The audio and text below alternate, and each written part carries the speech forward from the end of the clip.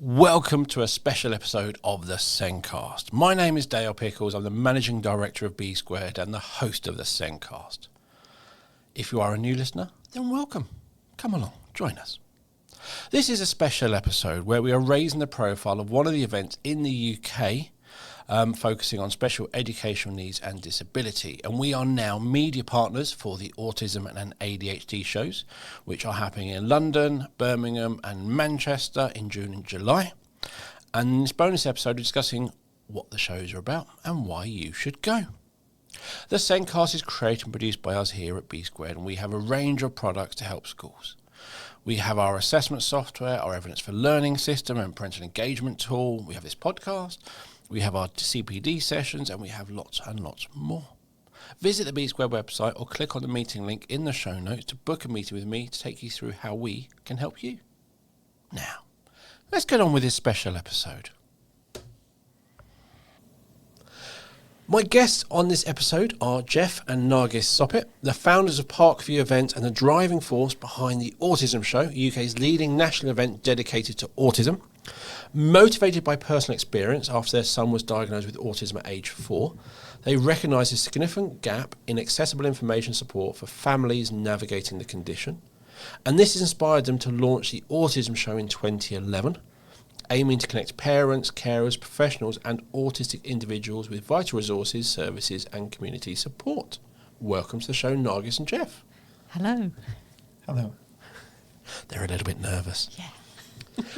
I had a look at my records this morning before you arrived and realised that we've been at every autism show since 2012, which I did not realise it's been going that long, only missing the first one in 2011. But the Autism Show is no more.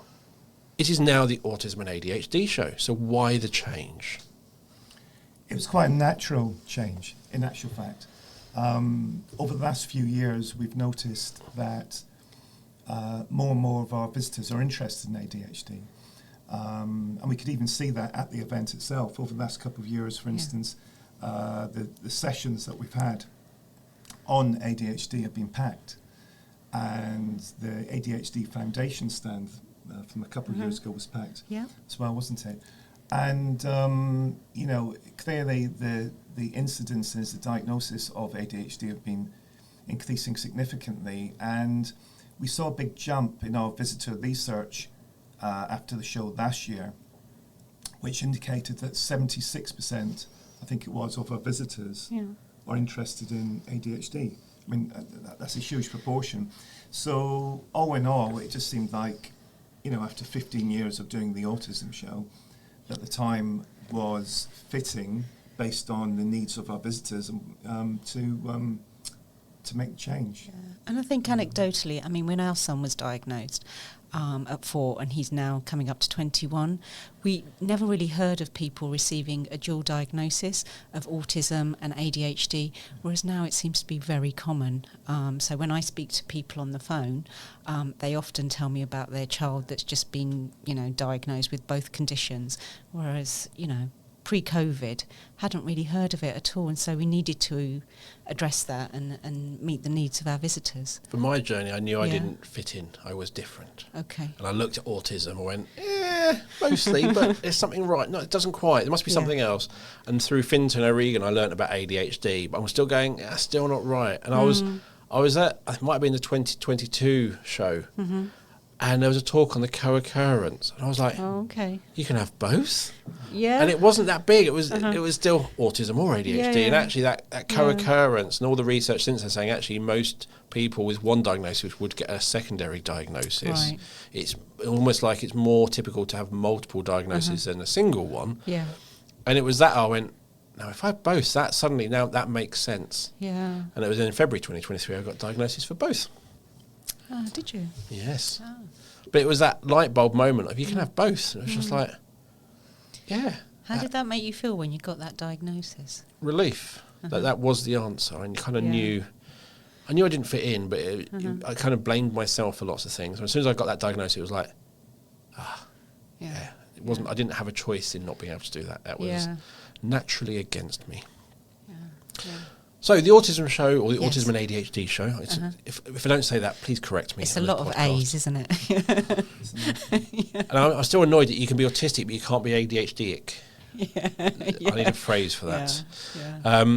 But it's not just one event, is it? We've got 3 events. So we do one in London, one in Birmingham, and one in Manchester. And they start off on the 21st and the 22nd of June. And then the week after that, we go up to Birmingham. And the week after that, we go up to Manchester. It's a lot of dates to remember. You're really horrible. You used to do it a couple of weeks apart for a while. And I was like, Then it's like, no, back to 3 weekends in a row. We call it the tour. Yes. So you're doing the tour. You're doing the full tour. So I want a tour T-shirt. Yeah. But you've moved. The London show's moved this year, hasn't it? Yeah. So it previously was at Excel, Uh-huh. but it's now at the Business Design Centre in Islington. Yeah. So that's a big change for us. Yeah, so we're there on the 20th Oh, are we? and 21st Sorry. of June. There's a lot of dates to Oops. keep in our heads. And the opportunity came up to move to the venue. I mean, at the end of the day, it is an exhibition venue. We do the best we can to make the space as accessible as possible. We have natural light coming in. It's not a big sort of, airplane hangar maybe type environment, which perhaps most people would think Excel is. The staff at the venue are extremely good. Up until a few months ago, it was a family-owned business and had been for decades, and that sort of atmosphere exudes with the staff and the staff that we have, either working directly for us or at maybe third hand. We try and ensure that they are ideally knowledgeable of the condition and are at least sensitive over the open days of the show. Yeah. And the space fitted quite well, actually quite neatly with the event when we mapped it out. And we just felt that now was probably the time to maybe make it a little bit easier for people in maybe West London, North London, west of London, southwest to get to the venue instead of being in the east where we were for 15 years. Yeah. So it's an exciting development, a lot of change all at the same time, but we're looking forward to it. Yeah, excited about it. So it's a venue where the TS show happens in October, so Yeah. lots of us know it really well, and Yeah. it is a great venue. Yeah.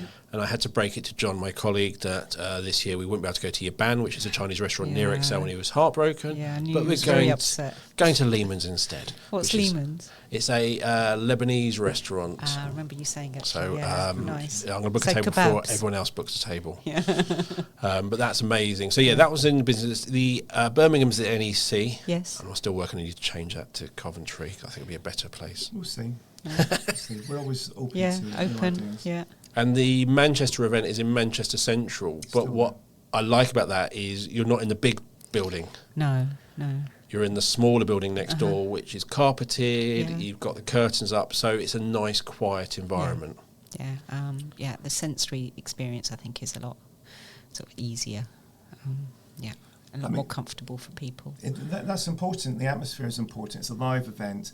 Like we do webinars as well outside of the exhibitions under the name Autism Learns, and that's a different type of offering. But when it's a face-to-face event, all the information and help and advice that is available there, that's one thing. But the environment is an important aspect of that. The physical environment, as well as the environment created by everyone that's there having that understanding of autism and now ADHD and other conditions as well, whereby occasionally, and it's occasional, particularly on the Saturday when families come with sometimes the children that might have one or more condition, they may find it a little bit difficult and overwhelming because there's certain moments when it gets noisy, and people understand. But we do a lot to try and reduce those sort of challenges that people have. So all the theatres have headphones, so you won't hear the noise of the theatre. So you won't hear the person speaking on a microphone. You might hear sort of a rumble of applause from time to time. So yeah, we try to sort of soften the edges. It can be a bit sort of challenging for certain people, but we do try our best to make it autism friendly. And as Geoff sort of said, a lot of that friendliness is to do with the people and people being accepting.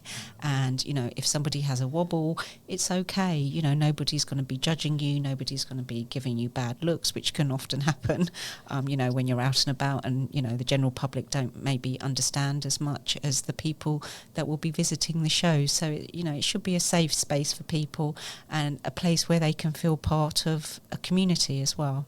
I think that was really important to us when we were setting up the shows, you know, so that people feel that they belong. I love the silent disco headphones. That's basically what you got, and you'll see people walking around with or different colour headlights on, cause different talk. But it's really nice because you can literally forget there are talks going on until there's a round of applause. You're like, oh yeah, there are talks going on. So it's really nice and quiet. There are no stands blaring out music or anything else. So it's a quiet event. And also, generally, the lights aren't on at full power. That's right, So the lights are on lower. Yeah, they're dimmed. Yeah. So that, again, and if it is too much, there's a quiet room as well? Yeah, absolutely. So people can take themselves into the quiet room. Or it's normally very easy to just leave the hall, so you can sort of come in and out as often as you like. And sometimes it's easier for people actually to just be in natural light and find a quiet space outside. So whatever works for people, really. You've got the two options. In all the venues, there is that outside space that people can just take escape some time to, out if they want to. And as you say, they should visit the organiser's office if they want access to the quiet room, the quiet space. But as you say, 15 years now we've been doing it, and it's quite, you know, we work all year to put this together, and it's very humbling to see all those people coming to the event, to get all the help and information there, and to learn from each other as well. And, you know, an important part of the event are the autistic speakers, and now ADHD speakers that have a voice at the event. There are various other events perhaps out there where it's about autistic or ADHD people, but they're not particularly involved. But they're very much at the heart of the event. And from the minute we designed the layout of the show, before we'd even done one edition of it, we placed at the centre of the space the theatre where autistic adults speak. And that hasn't changed. Yeah. So in every sense, they're at the heart of the event. And we have over 35 speakers who are either autistic, have ADHD or both, speaking at each of the events in London, Birmingham, Manchester, to give their lived experiences and all the benefits that can provide to all those visitor types that you mentioned, whether they're parents, whether they're sort of extended family who are caring for an individual, supporting an individual, whether they're a teacher, a SENCO, whether they're a speech and language therapist, OT, social worker, or indeed whether you're an autistic or ADHD adult yourself and want to come and hear what other people's experiences. Yeah, I mean, we've with the shows, they've been going on for a long time now, and Zane was very little when we first started, and actually it was those theatres that I liked the most, was the theatres where people that are autistic are speaking, and it just sort of, as a mum, gave me that opportunity to sort of maybe think about what the future might look like, and it was just a gentle introduction into that. Because in those days we sort of, you know, we were living obviously with autism, but, you know, we didn't really know what the future looked like, and, you know, often doctors would give you a doom and gloom scenario, and it's certainly, you know, there's plenty of ups and downs, but it's certainly not doom and gloom. There's lots of happiness and lots of pluses. At a previous show I had someone who had that doom and gloom. Their child recently diagnosed, and it's doom and gloom, and they were literally like, the world has ended. And they're like, my child's got autism, so he's never going to do anything. And I was going, what? How old is he? He's like 4. I went, you have no idea. Yeah, exactly. You have no idea what his trajectory is like. And she went, how do you know? And I said, have you ever talked to someone with autism? And she went, no. I went, you are right now. And I said, your child is so young, you don't know. Don't get it written. And it's nice. And So yes, there are. Don't limit them. No, Yeah. and there are speakers by you get speakers in who did when there's big talks. There's an exhibitor speaking zone, so we get to talk. Yeah. You've got the autism theatre, you've got the ADHD theatre, but you've also got autism meets, and I'm assuming you have ADHD meets. That's right. Yeah. So what's that? So that's where speakers in the autism talks and the ADHD talks theatres congregate, and visitors have the opportunity to speak to those speakers. So you can speak to people that, you know, were speaking, have the diagnosis of autism or ADHD or autism and ADHD. And so people can have that face-to-face conversation with them and, you know, ask them any questions they want and just get a general feel for what it's all about in just a sort of a gentle way, nothing sort of in your face. It's just talking to people really and learning what that condition might mean for some people and what it might mean in terms of your own experience, whether you have a child or if you think you may have either one of those conditions yourself, or if you're working with people that have those conditions. It's just a gentle way of learning more. I think it's nice. I remember last year meeting quite a few teenagers who were going around with their parents, and the parents kind of going like this, and the kids sort of going, I just don't know. And I loved at Autism Meets because you have people like Chris Bonello and Trigger Pitchild was there, and it was like they could go and talk to them, and they go, oh yeah, I did that. I really worried about that, and what do you do now? Oh, I'm a teacher. Oh wow! I thought you'd be written off. And it's just nice having that perspective from someone who's further down that journey. Yeah, absolutely. Yeah, and it gives you hope, doesn't it? Does. And it puts things into perspective, I think. And it also hopefully means that you don't feel quite so alone, that you feel connected with people. And you know, particularly with the autism, because it's a social communication condition, I think connection is really important. And I think a lot of time people feel alone.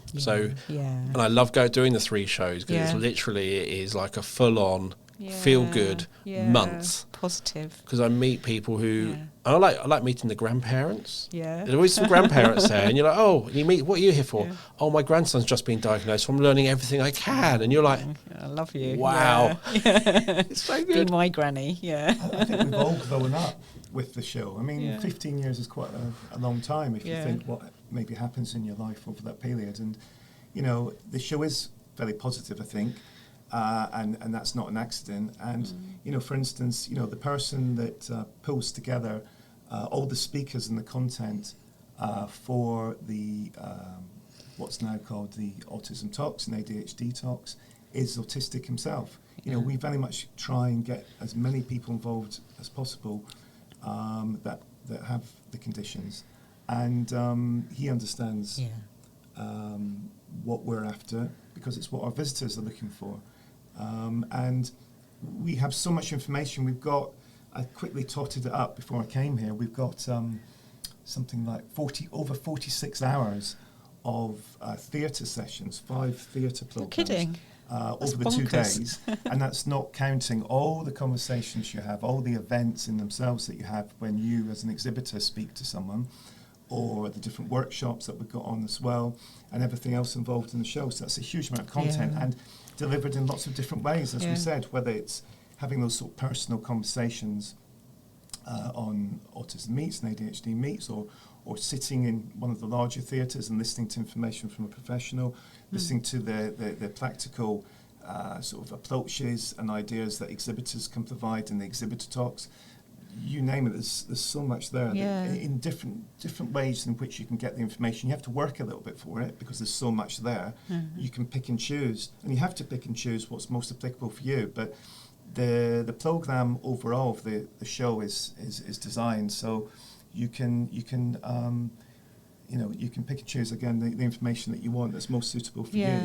And you know, whether it's to do with autism again or ADHD, or when both conditions co-occur. So we're trying to make it as easy as possible to access that help and advice, which I think the show has always tried to provide people who are mostly coming at important maybe transitions within their lives or the lives of the people they support. So maybe it's children who are going through the diagnosis process, or they suspect maybe have one of the conditions, or are transitioning within education or out of education.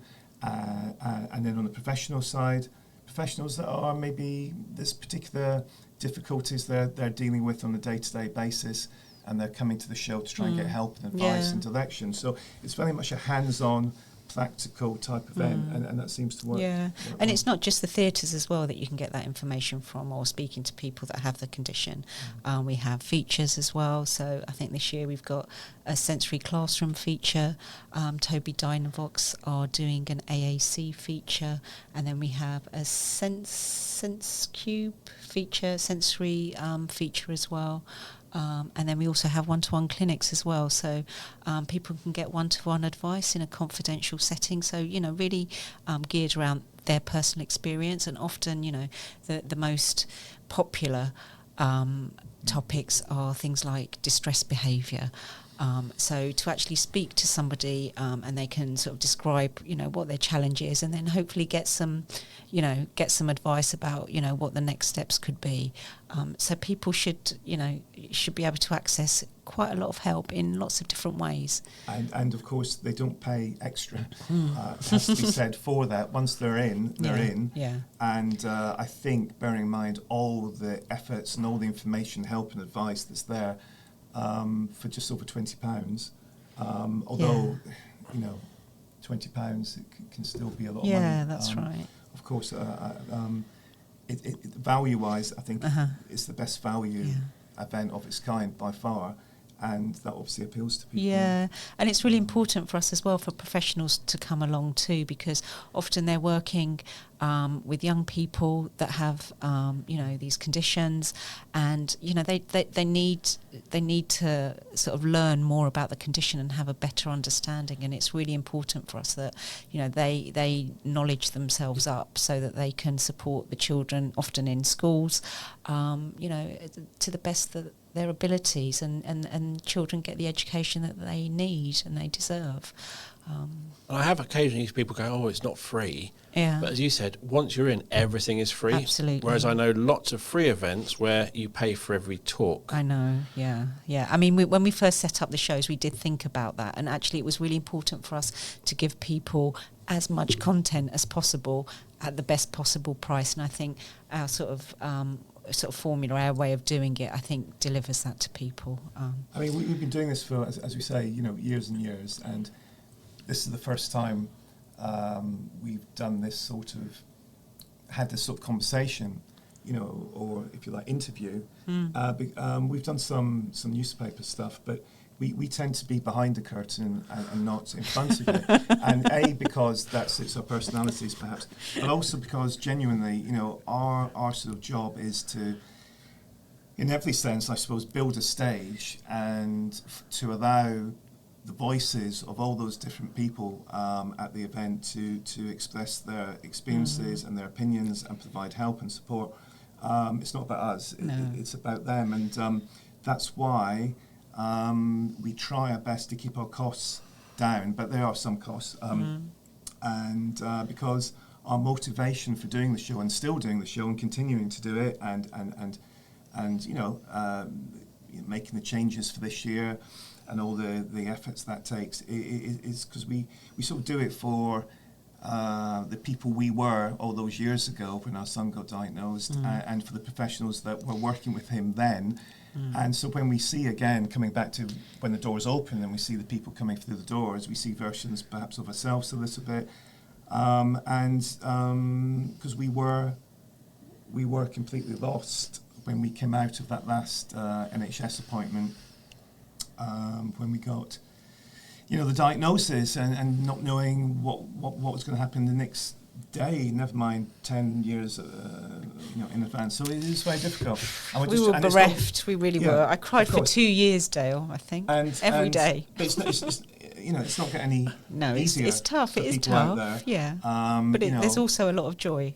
But what I like is because we've done the show for so long, and it's not just you, your children are there every year. I know, so you see them, you've seen them grow up. And I've seen them grow. And give you back chat now.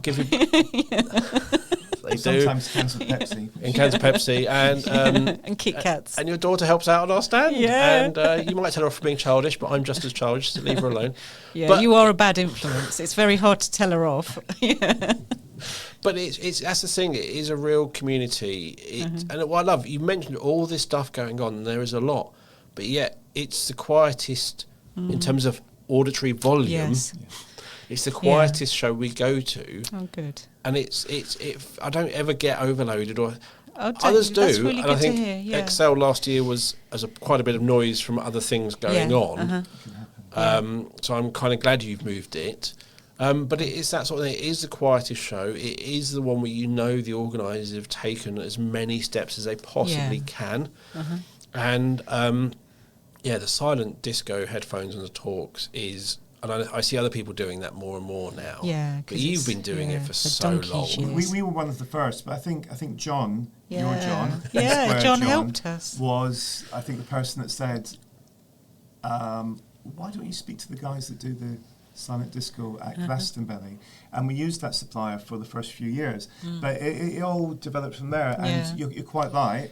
I don't think too many other people at all use those at events, but I have noticed quite a lot of other people doing it as well. But it just made sense, and with so much going on, it was the only way we could do it without our visitors and exhibitors being bombarded with the noise as would normally happen coming out of PA systems on individual theatres. So it would be unbearable for many of our visitors, wouldn't it? So, do the best we can. But as you say, I think the move to the new venue in London, to the Business Design Centre in Islington, is a good move for that. It's tall ceilings and natural light that comes through there. And also for people, if they want to pop out, they can go there's shopping. So much to do, to eat, to drink, or it'll take some time out on Upper Street. So I think that's something which the old venue XL didn't offer. Because when you came out the hall, you're still in that quite large, noisy... cavernous concourse. Yeah, whereas you can literally walk straight out. But even within the building, you can go up the steps and there's a little bit of balcony. That's right, you can find a quiet corner. You can find a quiet space quite easily, And often that is, you know, the best thing to do, isn't it, if it's becoming a little bit too much or a little bit overwhelming. Anything else we need to... I think we've covered everything. I think so. We have spoken about quite a lot, so I'm not sure if there's anything. But so I'm going to say thank you for coming on the show. Lovely. I've been pressuring you to come in here and talk about this on the podcast for a while, and you've both been chickening out. I know. But you got here today, so that's great. You forced us in. Yes. And we'll be putting links to find out all about the show in the show notes as usual. So you find links to the website, Facebook, Instagram and Twitter are all there. And as always, you'll find the show notes wherever you listen to the podcast or on the SENDcast website. So thank you for listening to the show. Please follow us on social media. So Twitter, Facebook, Instagram, TikTok, Blue Sky. We are on all of them. Please follow us. And finally, the SENDcast is created and produced by us here at B Squared, and we help to show the small steps of progress pupils with SEND make. But do you know about Autism Progress? This is our framework for helping profile a pupil's autism and how it impacts them. It's based on certs and looks at communication, social interaction, emotional regulation and flexible thinking. Autism Progress also includes a wide range of strategies to support the individuals. So, come and see us at the Autism and ADHD shows, visit the B Square website or click on the meeting link in the show notes to book a meeting with me to take you through what our software can do for you. But for now, thank you for listening, and we'll be back soon with another episode of the SENDcast. It's goodbye from me. Goodbye. Goodbye. Bye. Bye.